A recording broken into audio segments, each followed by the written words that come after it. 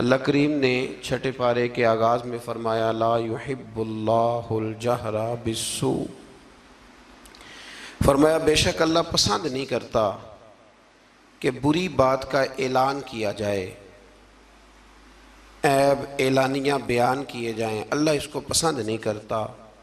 मिनल कौली, किसी बात में से भी कोई ऐसी बात की जाए, कोई ऐसा कौल बयान किया जाए जो बुरा हो, अल्लाह उसको पसंद नहीं करता उसके ऐलान को।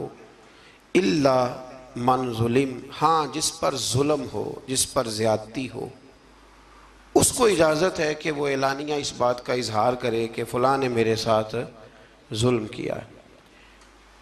आयत के पहले हिस्से में इस बात की तरफ इशारा फरमाया गया है कि बिला वजह क्या सरानियों पर और बदगुमानियों पर बुरी बातों का ऐलान न करो, बल्कि अगर उस बात का ताल्लुक मुआशरती तौर पर लोगों पर नहीं पड़ रहा और किसी शख्स का वो ज़ाती फ़ेल है और उसकी उस गलती का ताल्लुक उसकी ज़ात के साथ है, तो फिर तो हुजूर ने पर्दा पोशी का हुक्म दिया है। फरमाया अगर तुम किसी मुसलमान की पर्दा पोशी करोगे तो अल्लाह क़यामत के दिन तुम्हारी पर्दा पोशी फरमाएगा। और एक हदीस मुबारका में यूँ भी इरशाद फरमाया कि किसी का एक ऐब दुनिया का छुपा देना, रब करीम तुम्हारे 70 ऐबों पे पर्दा डाल देगा। लेकिन इल्ला मन जुलिम, जिस पर जुल्म हुआ हो, इसने ज़्यादती सही हो और फिर उसको ये पता हो कि अगर मैं ये जुल्म सहूँगा तो ये जुल्म आगे बढ़ेगा और लोग भी इस जुल्म का शिकार होंगे, तो फिर वहाँ खामोश रहने का हुक्म नहीं है, वहाँ बात करने का हुक्म है, वहाँ इजहार करने का हुक्म है, वहाँ ऐलान करने का हुक्म है। वहाँ मेरे रसूल करीम अलैहिस्सलाम ने फरमाया अफ़्ज़लुल जिहाद कलिमतुल हक़ इंद सुल्तानिल जाबिर। फरमाया सब जिहादों में अफजल जिहाद ये है कि तू जालिम बादशाह के सामने खड़े होकर सच्ची बात बयान कर दे। तू क्या मेरे साथ ज्यादती हुई है, तू ऐलान कर। हज़रत उमर फ़ारूक रज़ी अल्लाह तआला अन्हु का ज़माना मुबारक था, तो मिस्र के बादशाह के बेटे ने एक आम आदमी के बेटे के साथ अपना घोड़ा दौड़ाया, तो उस गरीब के बेटे का घोड़ा जीत गया। बादशाह के बेटे को सुबकी महसूस हुई, तो उसने उस गरीब के बेटे की पुश्त पर कोड़े मारने शुरू किए। बहुत ज़्यादा कोड़े मार के अपने हसद की उस जलन को, आग को ठंडा किया। ये गरीब का बेटा रोता हुआ घर आ गया। कुछ लोग कह देते हैं बच्चों को कि बेटा हम नहीं इन जालिमों से मुकाबला कर सकते, बर्दाश्त करो। वो जुल्म को फ़रोग देते हैं, वो ज़्यादती को परवान चढ़ाते हैं। इस तरह लोगों के हाथ भी खुलते हैं और जालिम ज़्यादा से ज़्यादा जुल्म करने पर माज़अल्लाह आमादा होता है। जब बेटे ने आके घर बताया ना उस गरीब को कि गवर्नर साहब के बेटे ने मेरी पुश्त पे दुर्रे मारे हैं, तो उसने कहा बेटा मेरे साथ घोड़े पे बैठो। कहा अब्बा जी कहाँ जाना है? तो कहा बेटा ये जुल्म का दौर नहीं, ये उम्र का दौर है, खामोश रहना जुल्म रहेगा, मेरे साथ चलो मदीना शरीफ चलते हैं।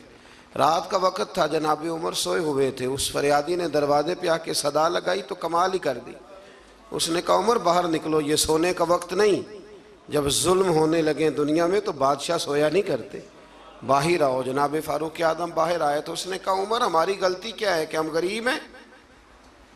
गलती ये है कि हम तंगदस्त हैं, मजबूर हैं। देखो मेरे बेटे की पुश्त का क्या हाल किया। हज़रत उमर ने उसी वक्त बंदे दौड़ाए, फरमाया पकड़ के लाओ गवर्नर को भी और बेटे को भी।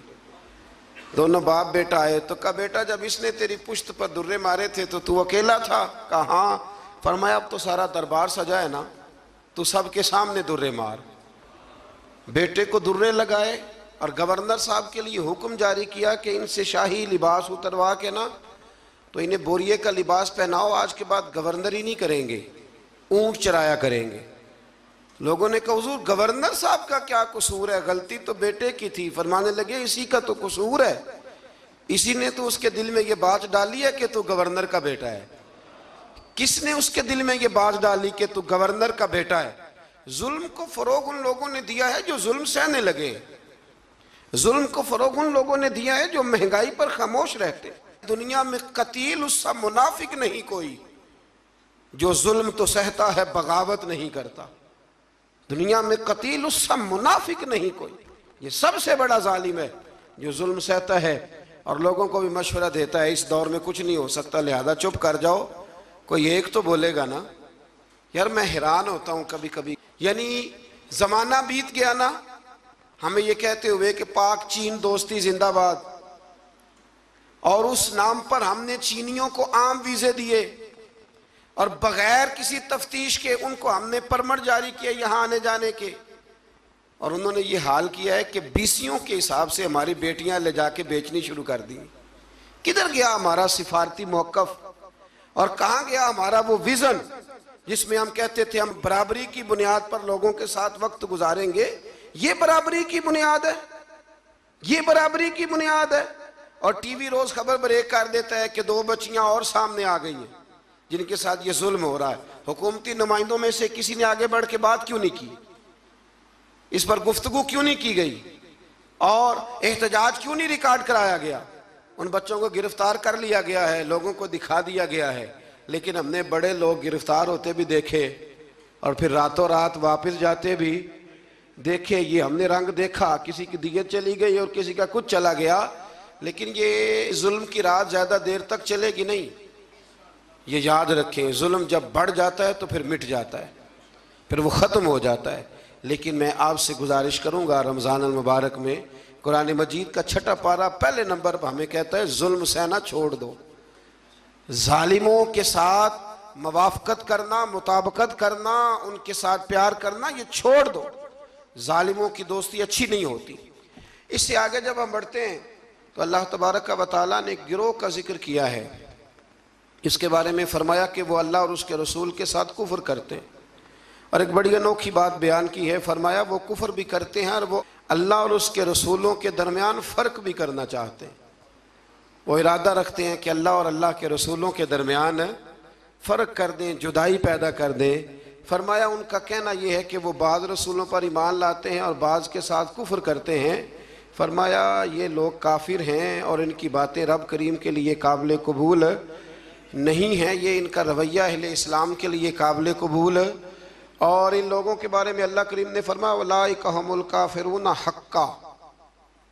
फरमाया ये जो है ना, कुछ रसूलों को मानते हैं, कुछ को नहीं मानते, और अल्लाह और उसके रसूल के दरमियान जुदाई करना चाहते हैं। फरमाया ये पक्के काफिर हैं, पक्के काफिर हैं, पक्के, ये बड़े पक्के। हमारे बरेली शरीफ में एक उस्ताद हुआ करते थे, हज़रत अल्लामा बहाउल मुस्तफ़ा साहब किबला, मौलाना अमजद अली आज़मी साहब रहमतुल्लाह ताला अलैह के छोटे साहिबजादे थे। वो अभी भी पढ़ाते हैं बरेली शरीफ में, जिन्होंने बहार शेर लिखी है। तो वो कहा करते थे कुछ काफिर होते हैं, कुछ सुपर काफिर होते हैं। हमने उनसे कहा जनाब ये सुपर काफिर कौन से होते हैं? कहते हैं काफिर तो वो होता है ना जो अल्लाह रसूल को मानता नहीं, और सुपर काफिर वो होता है जो कहता है रब अलहदा रसूल अलहदा, बिल्कुल इनको करीब नहीं होना चाहिए। फरमाया ये सुपर काफिर है, इसलिए कि कलमा पढ़ के भी वो बात करता है जिसका कोई वजूद मौजूद है। अल्लाह ताला समझने की तौफीक अता फरमाए। इससे फिर थोड़ा सा जब हम आगे बढ़ते हैं तो अल्लाह तबारक व तआला ने हज़रत ईसा अलैहिस्सलाम का जिक्र फरमाया है कि हज़रत ईसा अलैहिस्सलाम को अल्लाह तबारक व तआला ने आसमानों पे उठा लिया। हमारे मुफस्सिरीन ने लिखा है कि जब उन लोगों ने ये चाल चली कि हज़रत ईसा अलैहिस्सलाम को माज़अल्लाह शहीद कर दिया जाए, तो अल्लाह ताला ने उसी गिरोह में से एक शख्स को वो शबाहत दी जो हज़रत ईसा अलैहिस्सलाम की शबाहत थी। उसको उन्होंने सूली पे चढ़ा दिया और रब करीम ने हज़रत ईसा को आसमानों पे बुला लिया। हज़रत ईसा चौथे आसमान पर मौजूद हैं और ज़िंदा हैं, वो तशरीफ़ लाएंगे। और मेरे रसूल पाक ने फरमाया वो मेरी मस्जिद में नमाज़ पढ़ेंगे और वो यहाँ आएंगे, उम्मत मुस्लिमा की रहनुमाई करेंगे, और फरमाया अपने कलमे को फ़रोग नहीं देंगे, मेरा कलमा पढ़वाएंगे लोगों। और फरमाया जब वो नमाज पढ़ेंगे ना तो इमामत भी मेरी उम्मत का इमाम करेगा। तो हज़रत ईसा अलैहिस्सलाम का तशरीफ़ लाना यहाँ बयान किया गया। पर यहाँ अल्लाह ताला ने अपने बहुत सारे रसूलों के नाम ले ले के जिक्र फरमाए, और फरमाया कुछ नाम ऐसे हैं जो हमने बतला दिए हैं और कुछ नाम ऐसे हैं जो बतलाए, तो जो नहीं बतलाए उन पर भी ईमान लाना है और जो बतला दिए गए उन पर भी ईमान लाना है। यहाँ इस बात का बड़ी वजाहत के साथ जिक्र फरमाया गया। फिर अल्लाह तबारक व तआला ने आगे जाके बाज़ ऐसी बातें जो पहले भी हम मुलाहजा कर चुके हैं, उन बातों को बयान फरमाया और हज़रत ईसा अलैहिस्सलाम के बारे में ख़ास करके जो ईसाइयों का अकीदा है माज़अल्लाह ताला। मैंने जब हज़रत उज़ैर अलैहिस्सलाम का जिक्र आया था ना तीसरे पारे में, तो मैंने वहाँ भी ये बात अर्ज़ की थी कि जब अंबिया किराम अलैहिमुस्सलाम की बहुत ज़्यादा शानें लोग देखते हैं ना, तो कुछ लोग गुलूफ़ करते हैं। तो गुलूफ़ का माना ये होता है कि वो वहाँ तक बात ले जाते हैं जहाँ तक जा सकती नहीं। जब हज़रत उज़ैर अलैहिस्सलाम 100 साल तक सोए रहे और बेदार हुए तो यहूदियों ने उन्हें अल्लाह का बेटा कहना शुरू कर दिया। माज़ यही हाल हज़रत ईसा अलैहिस्सलाम के साथ हुआ कि जब हज़रत ईसा बगैर वालिद के पैदा हुए तो लोगों ने माज़अल्लाह उन्हें अल्लाह का बेटा कहना शुरू कर दिया। ये गुलूफ़ है, ये वो जुल्म है अकीदे के साथ। अब भी बहुत सारे लोग ना हमारे ये जो जदीद, मैं थोड़ा सा जब पढ़ता हूँ ना जदीद माहौल को, तो मैं देखता हूँ कि एक ऐसा मज़हब तैयार करने की दुनिया में कोशिश की जा रही है जिसके अंदर सब लोगों को जमा कर दिया जाए, ऐसी खिचड़ी पकाई जाए कि ना मुसलमान का पता चले और ना काफिर का पता चले। बिल्कुल खिचड़ी पका दी जाती है। तो कुछ लोग खिचड़ी पकाने वाले होते हैं, तो कुछ लोग ऐसे होते हैं जो फिर खिचड़ी से चीज़ें अलहदा भी कर लेते हैं, दाल अलग कर लेते हैं और घी और सूंघ के बता देते हैं कि असली है कि नकली है, डालडा है कि। ये भी अल्लाह ने तौफीक देखे ना। हम मनफी बातों को अक्सर बयान करते हैं तो मुस्बत बातें भी बयान है। फिर अल्लाह तबारक व तआला ने आगे चल के इरशाद फरमाया, क्या लोगों, मैंने तुम्हारे पास अपने रब होने की दलील तुम्हें अता कर दी है। कोई शख्स जब कोई दावा करता है तो लोग उससे दलील पूछते हैं। अल्लाह करीम का दावा है ला इलाहा इल्लल्लाह, ये दावा है कि अल्लाह वहदहू ला शरीक है। तो लोग दलील पूछते थे, दलील क्या है? तो इसी पारे में अल्लाह करीम ने फरमाया या अय्युहन्नासु कद जाकुम बुरहानुम मिर रब्बिकुम, फरमाया लोगो ये जो मैंने तुम्हें रसूल अता फरमाए हैं ना, ये तुम्हारे पास तुम्हारे रब की तरफ से दलील आ गई है। ये दलील है तुम्हारे पास तुम्हारे रब की तरफ से। हज़रत अब्दुल्ला इब्न रवाहा रदी अल्लाह ताला अन्हु फरमाया करते थे कि हुजूर कोई मौजज़ा ना दिखाते, ना चांद को तोड़ते, ना सूरज को मोड़ते, ना रसूल करीम अलैहिस्सलाम पत्थरों से कलमा पढ़वाते, ना दरख्तों से सजदा करवाते, ना मुबारक उंगलियों से चश्मे जारी होते। हुजूर कुछ ना करते तो मेरे महबूब का चेहरा ही ऐसा था, लोगों ने देखते जाना था और कलमा पढ़ते जाना था। इसलिए कि हुजूर सल्लल्लाहु ताला अलैहि वसल्लम को अल्लाह ने वो नूरानियत, वो कमाल, वो खूबसूरती अता की है, वो ख़ास जाज़बियत है महबूब की गुफ्तगू में भी, हुजूर की आंखों में भी, हुजूर के लबो लहजे में भी, और मेरे रसूल के चेहरा अनवर में भी, और पूरा वजूद हुजूर का मौजज़ा है। तो अल्लाह तबारक व तआला ने फिर इसी पारे के अंदर इस बात का भी तज़किरा इरशाद फरमाया। शुरू में ना सूरतुल माइदा के बिल्कुल शुरू में अल्लाह ताला ने वादे पूरे करने का हुक्म दिया है। फरमाया ईमान वालों अपने वादे पूरे करो। वादा पूरा करना ये इनफरादी मामला नहीं, ये इज्तिमाई मामला भी है। और हमारे यहाँ वादे पूरे नहीं किए जाते। वादे पूरे करना बड़ा ही ज़रूरी है। हमारे यहाँ लोग वादा नहीं पूरा करते, और मेरे नबी करीम अलैहिस्सलाम ने हद बंदी कर दी, फरमाया जो वादे का पाबंद नहीं उसका तो दीन ही कोई नहीं। और हमारे मुल्क में हाल ये है वादों के हवाले से, मैंने का उम्मीदवार तकरीर कर रहा है और जिस बंदे ने अपनी जेब से उसके इश्तिहार छपवाए हैं, पैनाफ्लेक्स छपवाए हैं और उसकी तस्वीर उसने अपने दिल पे लगाई हुई, और नारे भी खुल के मारे हैं, उसने खुल के नारे लगाए हैं। और जब उसने वादा किया ना कि बस ये सड़कें पक्की हो जाएंगी, ये पेरिस बन जाएगा और साथ वाली गली मैनचेस्टर बन जाएगी, और उससे अगली जो गली होगी वो लीड्स बन जाएगी, और उससे आगे जो है वो बिल्कुल बरतानिया वाले देखने आया करेंगे, ये सारे उसने जहाँ जहाँ वादा किया वहाँ वो जिसने स्टिकर लगाया था उसने नारा लगाया, पूरा नारा लगा, पूरी बात हुई। लेकिन जब वो तकरीर सुन के बाहर निकलता है ना, पैसे भी उसने जेब से लगाए हैं, नारे भी उसने लगाए हैं, कुर्सियों में हिस्सा भी डाला है जो वहाँ उसने सजाई हुई थी, और बाहर निकलते वही बंदा कह रहा है कि जो ये कह रहा है ना सारा झूठ ही कह रहा है, खुद बयान कर। ये कौमी लीडरों की बात कर रहा हूं, तो आप अंदाजा कर लें कि आम लोग, हुजूर ने फरमाया नास वाला दीन मलूक है, लोग अपने सरदारों के मजहब पे होते हैं।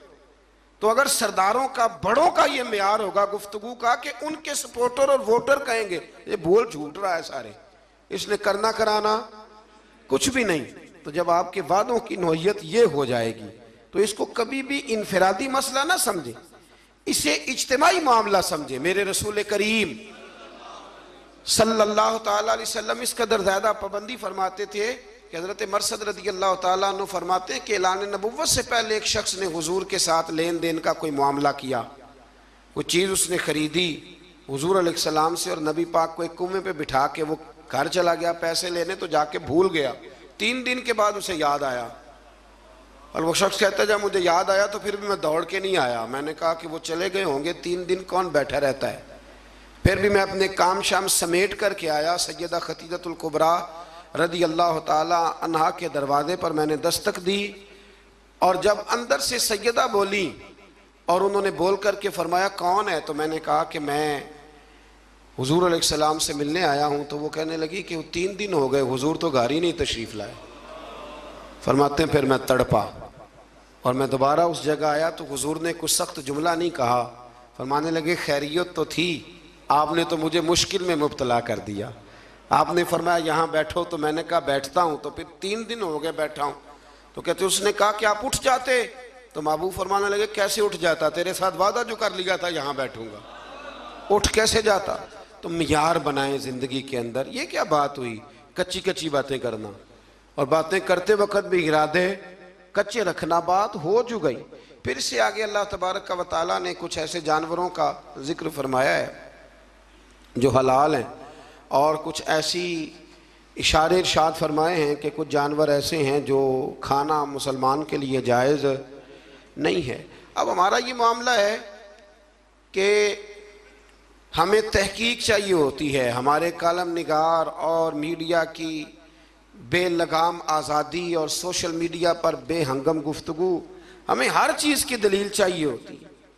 अब ये भी लोग सवाल करने लगे हैं जी वो हराम जानवर जो यूरोप के यहाँ इतना ज़्यादा खाया जाता है, वो बीमार तो नहीं होते, वो मरते तो नहीं, तो वो फलां तो नहीं होता। तो खुदा के बंदो, कोई ज़रूरी है कि कोई ऐसी चीज़ लोग खाएं तो उससे मारी जाएं तो वो गलत होगी? नशा करने से आदमी मर जाता है। लेकिन हज़रत सिद्दीक़ अकबर ने जो जवाब दिया था वो बड़ा शानदार है। किसी ने कहा कि जब शराब हराम नहीं हुई थी तो तब आप पीते थे? तो तब अबू बकर सिद्दीक़ फरमाने लगे मैं वो काम नहीं करता जो करने के बाद बीवी और बहन की पहचान ख़त्म हो जाती है, मैं वो काम नहीं करता।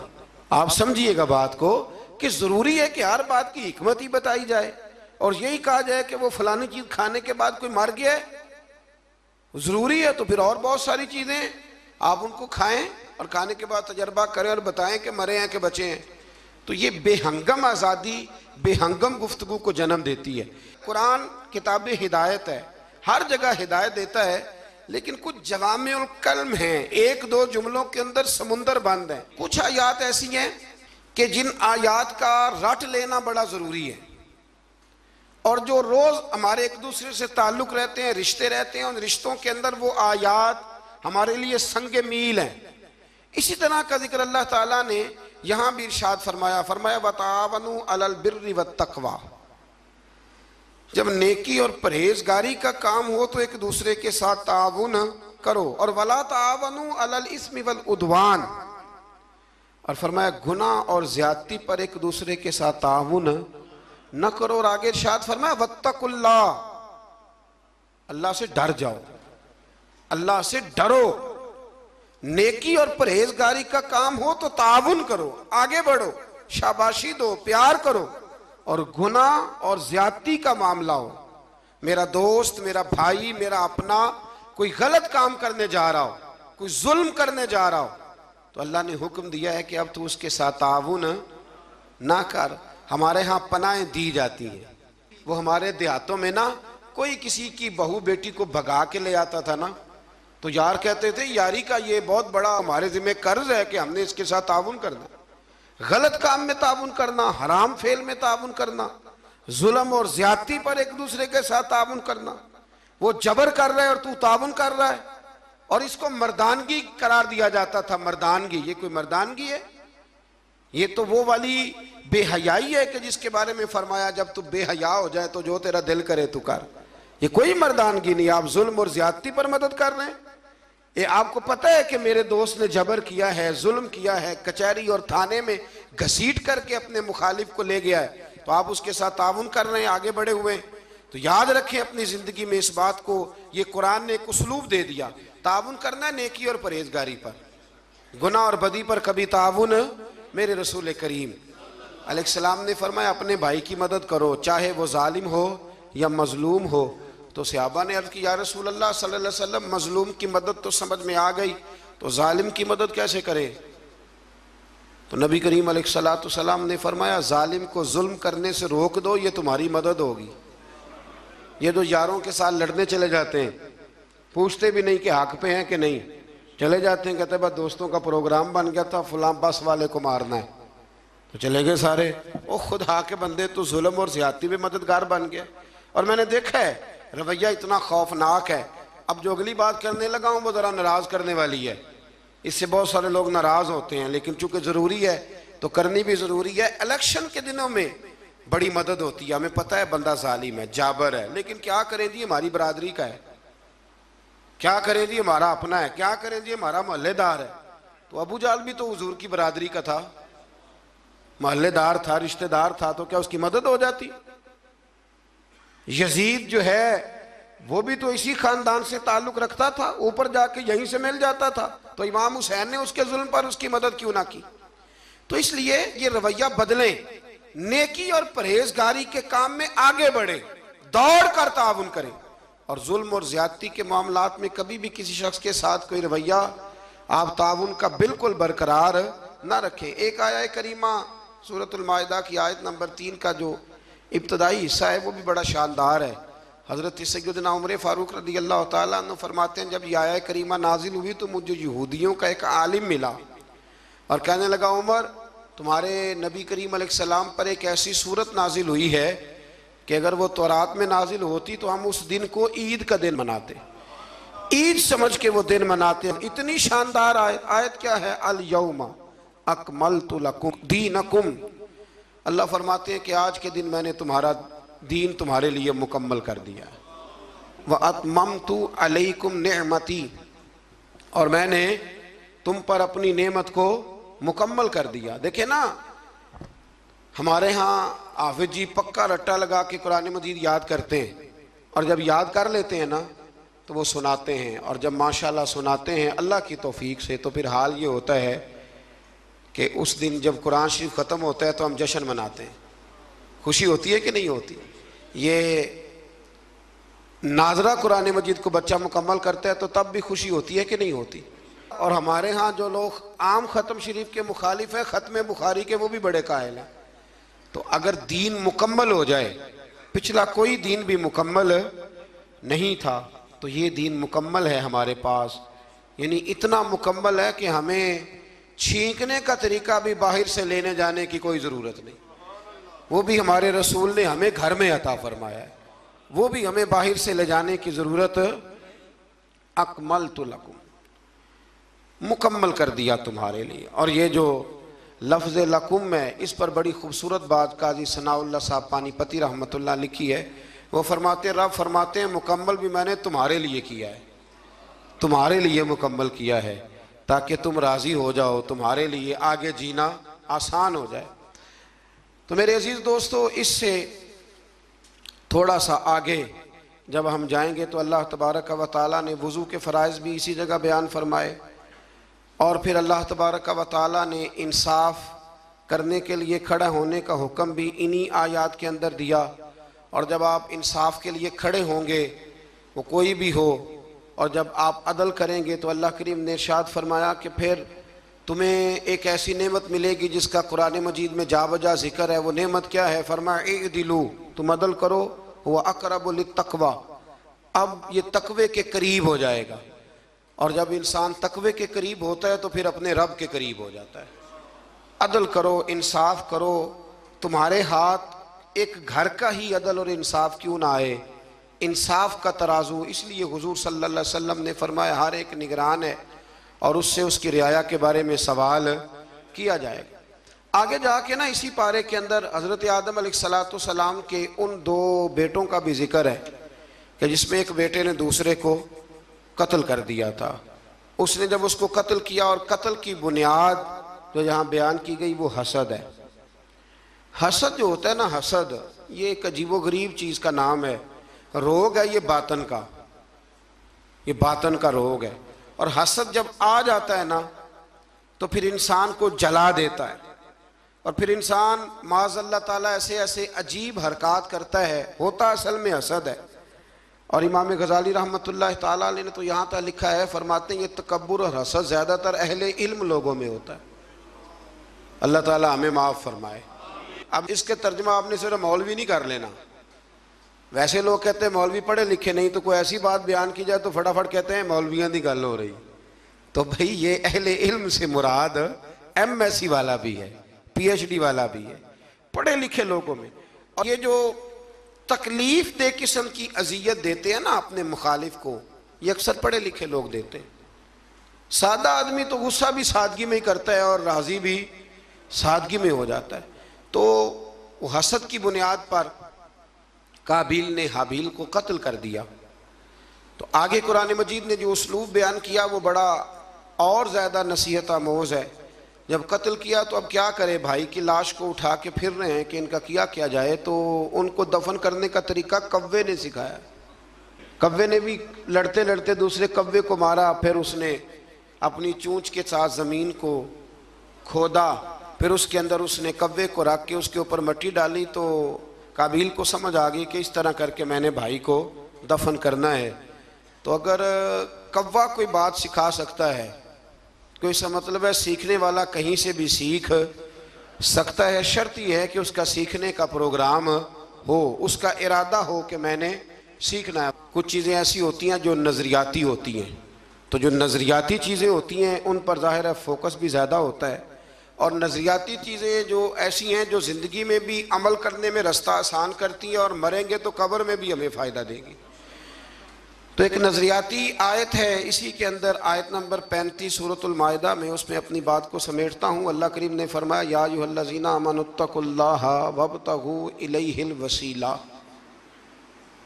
ए ईमान वालो अल्लाह से डरो और उसके रास्ते में वसीला तलाश करो। अल्लाह क्या फरमाते हैं, अल्लाह से डरो और उसके रास्ते में वसीला। तो जब अल्लाह वसीले को पसंद करता है तो अल्लाह वसीले को, यार वाज़े आयत आ गई, वाज़े। मैं हैरान होता हूँ बाज़ औक़ात कि वाज़े दलील के बावजूद लोग कहते हैं कि जी यहाँ से मुराद कुछ और है। तो मैंने कहा किसने तुम्हें कहा कि मुराद लो? तुम कौन होते हो अपनी मर्जी से कुरान की तशरीह करने वाले, तफसीर करने वाले? क्यों, किस तरह तुमने मुराद लिया? कहने लगे जी वब्तगू इलैहिल वसीला का माना है अपने आमाल का वसीला पेश करो, नबी करीम का वसीला ना पेश करो, अपने आमाल का। और एक दलील है वो हदीस गार, 3 लोग गार में चले गए, उन्होंने अपने अपने अमाल का वसीला दिया तो अल्लाह तबारक व तआला ने निजात दे दी। यानी वो नमाज जिस नमाज में सारा सौदा बेचा है दुकान का, कहते हैं उसका वसीला दे लो, पता नहीं वो नमाज कबूल भी है कि नहीं, उसका वसीला दे लो तो दुरुस्त है। और वो वाला हज जो सारा माज़अल्लाह दिखावे पे गुजर गया, उसका वसीला दे लो तो जायज़ है। और वो ज़कात पता नहीं पूरी दी के नहीं दी, उसका वसीला दे लो तो, यानी वो आमाल जो पता नहीं कबूल है कि नहीं, उनका वसीला दे लो तो वो जायज़ है। तो ये तो अमाल पता नहीं मकबूल हैं कि नहीं मकबूल, तो उस रसूल का वसीला ना दे जो हर वक़्त ही रब की बारगाह में मकबूल है। और सिर्फ दुनिया में ही मकबूल नहीं, कब्र में भी मकबूल है। और क़यामत के दिन भी शफात का सेहरा सजेगा तो मुस्तफ़ा के सरे अनवर पर सजेगा। हमारे यहाँ बड़े अजीबो गरीब रवैयों के लोग पाए जाते हैं, और फिर जो उनकी बातें कबूल करने वाले हैं वो उससे भी ज़्यादा वसीउ ज़रफ़ हैं, वो उससे ज़्यादा बुलंद हौसलों के मालिक हैं। वो साहिबाने इल्म फ़िक्र फटाफट आ जाते हैं, कहते हैं जी मतलब वसीले की ज़रूरत क्या है, अल्लाह जब सारा कुछ डायरेक्ट सुनता है। और मैंने कहा खुदा के बंदे, तुझे तो अल्लाह ने बगैर वसीले के पैदा नहीं किया, गिरा के ऊपर से छत से। देखे ना अल्लाह मेहनत करने का हुक्म देता है, तो बगैर वसीले के भी अल्लाह रोज़ी अता कर ही सकता है ना। अगर मन्नो सलवा सुबह बनी इसराइल की छतों से मिल सकता था तो हमारे बिस्तर में तकिए के नीचे से भी नोट निकल सकते थे। पर अल्लाह ने फरमाया उठ के जाओ, काम करो, कुछ करोगे तो फिर तुम्हें मिलेगा। तो जब अल्लाह ताला ने सारा निज़ाम ही वसीले का बनाया है तो अजीब मंजर है और अजीब कैफियत है कि इस बात पे लोग किताबें छापने लग जाते हैं, इस पर लोग तवज्जो देने लग जाते हैं। मेरे रसूल करीम अलैहिस्सलाम की साहिबजादी का विसाल हो गया तो जब गुस्ल दिया हुजूर की बड़ी साहिबजादी को, तो नबी करीम अलैहिस्सलाम ने इरशाद फरमाया कि ठहरो, अभी कफन न देना। तो सहाबियात ने अर्ज़ की, हुजूर क्या करना है? तो महबूब अंदर गए और अपना कुर्ता उतारा। फरमाया मेरी बेटी को मेरे कुर्ते में कफन दो, उम्मीद है अल्लाह इसकी बरकत से उसकी कब्र को रोशन फरमा देगा। तो यहाँ तो तबर्रुकात वसीला बन रहे हैं। तबर्रुकात, हज़रत अनस बिन मालिक रदी अल्लाह तआला अन्हु के पास हुजूर के नाखून थे। उन्होंने वसीयत की थी जब मेरा इंतकाल हो जाए तो मेरी ज़ुबान के नीचे रख देना। तो मेरे भाई, ये सारी चीज़ें तो वसीला बन रही हैं। वब्तगू इलैहिल वसीला, बस ये है कि ज़िंदगी में कोई वसीला तलाश करके रखो। कोई वसीला ज़िंदगी में तलाश करके रखो, कोई वसीला ज़िंदगी में तलाश करके रखो। एक बहुत ज़ईफ़ुल उम्र बुज़ुर्ग थे, तो आखिरी उम्र में ना उन्होंने तरीक़त को बड़ा पढ़ा, तसव्वुफ़ को बड़ा पढ़ा। आखिरी उम्र में एक शख्स के मुरीद हो गए। तो कालम नवीस उन पर लिखता है, वो कहता है मैंने उनसे कहा कि बाबा जी अब कोई उम्र तो नहीं थी मुरीद होने की, बंदा शुरू में मुरीद हो, कोई तरबियत भी लेता है। तो कहने लगे बेटे मैंने मुर्शद के आदाब बड़े पढ़े थे, लेकिन कोई ऐसा वसीला बन ना सका, कामिल मुर्शद तक पहुँच ना सका। तो फिर इरादा किया कि अल्लाह की तौफीक से और तलाश करता हूँ, तो बुढ़ापे में मिल गया है। तो उसने कहा हज़रत जी अब क्या फ़ायदा? तो कहने लगे फ़ायदा क्यों नहीं, मरना तो है, तो किसी दे सिरे चढ़ के क्यों ना मरिए। मरना तो है, तो किसी दे होके क्यों ना मरिए। इसलिए आखिरी उम्र में से ही प्रोग्राम मेरा पक्का बन गया है। और ये वब्तगू इलैहिल वसीला पर शाह वलीउल्लाह साहब मुहद्दिस देलवी रहमतुल्लाह ताला अलैह, वक्त नहीं है वरना मैं कुछ और बुजुर्गों के भी यहाँ आपको हवाले पेश करता। शाह वलीउल्लाह साहब को बर्रे सगीर पाक हिंद के तकरीबन तमाम मकातब फ़िक्र, वैसे लोग इनकार करने पे आए तो वो इमाम आज़म का भी कर दें, उनकी मर्ज़ी है, लेकिन तमाम मकातब फ़िक्र शाह वलीउल्लाह साहब के ना सिर्फ अकीदतमंद हैं बल्कि उनके शागिर्दों की लिस्ट में। तो शाह वलीउल्लाह साहब ने यहाँ वब्तगू इलैहिल वसीला पर लिखा है। फरमाते इसका माना ये है कि कोई मुर्शद कामिल तलाश करो। इसका माना ये है कि तुम कहीं जाओ और वहाँ से तरबियत हासिल करो और किसी के रस्तों के मुसाफिर बन के तुम अल्लाह रसूल की बारगाह में आओ। ये हमारे बुजुर्गों ने नहीं लिखा, ये हज़रत शाह वलीउल्लाह साहब अलैहि रहमा इसको नकल करते हैं। तो वसीला एक बड़ी महबूब चीज़ का नाम है, अल्लाह उसको महबूब रखते हैं। क़यामत में रब हिसाब ही नहीं शुरू करेगा, बुखारी मुस्लिम में मौजूद है। हिसाब उस वक़्त शुरू होगा जब मेरे रसूल पाक सिफारिश करेंगे। तो जब क़यामत का वो हिसाब जो तय है, कुरान की हर सिपारे में जिसका जिक्र है, वो हुजूर के वसीले से शुरू हो रहा है। बस दुआ फरमाएं कि हमारे हाथों में जो वसीले हैं वो हमेशा कायम रहें और अल्लाह तबारक व तआला हमारी निस्बतों को मजबूतियाँ अता फरमाए। आखिर दावा या अनिल हम्दुलिल्लाह।